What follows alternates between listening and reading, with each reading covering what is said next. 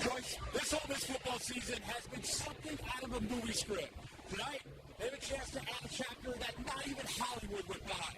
Trying to punch their ticket to the college football playoff semifinals, led by a head coach in his second game in charge at Pete Golding, and a quarterback who was a complete unknown when the season started. Nobody, and I mean nobody, could have predicted that Trinidad Chambliss would be the man under center for the best season in program history. What's up? What's happening? Welcome in. The last weekend of the NBA regular season has arrived. A lot at stake across the league. Teams vying for better seeding. Others try to escape the play-in tournament. And then there's tonight in Utah, the Super Bowl of tanking between the Grizzlies and Jazz. Two teams will enter. Only one will win, even though they desperately do not want to. Obviously, this year has not gone to plan for the Grizzlies. They come into tonight's home finale with a 25-53 record and all eyes on the NBA draft. They shipped off one franchise pillar in Jaren Jackson Jr. at the trade deadline, and Ja Morant could be next this summer. He then went on to explain he is 41 years old and doesn't like playing in Milwaukee or Memphis, and he doesn't like staying at the Hyatt Centric. Cool. That's fine and dandy. If that's all he originally said, some people here would have been a little bit upset, but it wouldn't have been that big a deal. Notice the comment he didn't address when given the chance to stand on it. The one that the team should relocate. That Memphis should lose their one professional team because he doesn't like playing or staying here for, at most, 4 nights a year, give or take. And they should lose it to Nashville because they have Vanderbilt, NASCAR, and a hockey team. Whatever that's supposed to mean. No, but Joy, this honestly felt like an appropriate ending to a frankly miserable season for the Tigers. They finished this year with a 13-19 record, their most losses in a season in 56 years. Memphis finishes the season losing 8 of their final 9 games. The one win in that stretch came against the same Tulane team on Sunday. Much different story tonight. You know who looks smarter than ever with how all this Lane Kiffin drama unfolded? It's not any player or coach, any media member. No.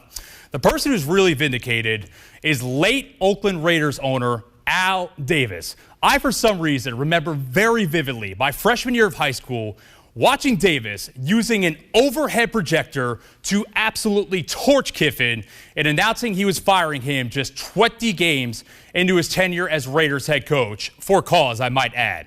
That was the first of multiple messy divorces for Kiffin. Are you ready? Hell yeah! Damn right! I'm trying to got somebody who the hell are we? No, but really, who the hell are they?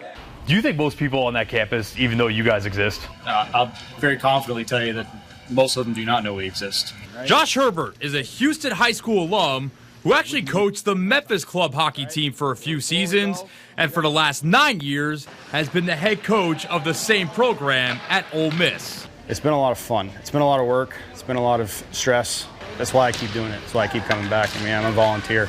I don't get paid to do this. I do it just because I love the game. I enjoy watching these young men come through the program. The program had some initial success under Herbert before the pandemic brought their progress to a halt. Since then, the Rebels have been slowly rebuilding their numbers, with their biggest recruiter being social media. When I actually came across our hockey team via Instagram, I didn't know it existed, kind of popped up, and I was like, oh. Rich Mugler is the Rebels goalie and team president. The New York native is one of a number of northern transplants on the team. Ian Sellison is a defenseman who ended up in Oxford all the way from Green Bay, Wisconsin. I was surprised at the level of competitiveness down here. The Rebels play a mix of club teams from other SEC schools as well as ACC programs. And don't show up for tryouts if you're not serious about winning. You've got to be committed to it. You know, we're not just some pickup team that just wants to go and play games here or there.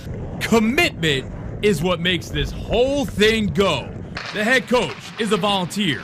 The players have to drive an hour each way from Oxford to the Mid-South Ice House in Olive Branch for home games and late-night practices. On this night, the Rebels don't start until 9:30, meaning they're not getting back to campus until after midnight. It's a tough drive. It never gets easier. But there's always, the the little slight spark that tells you, I'm going to get on the ice. I'm going to play hockey. I get to play hockey here in Mississippi. And that's what always keeps me driving, at least. Yeah, it is a big challenge. The drive never gets easier. But one thing I've noticed is I'll complain the entire time, but I'm still going to show up. Herbert and his players make no bones about it. The long-term aspiration for the program is to compete at the next level. My goal for the program is to be an NCAA Division I program one day.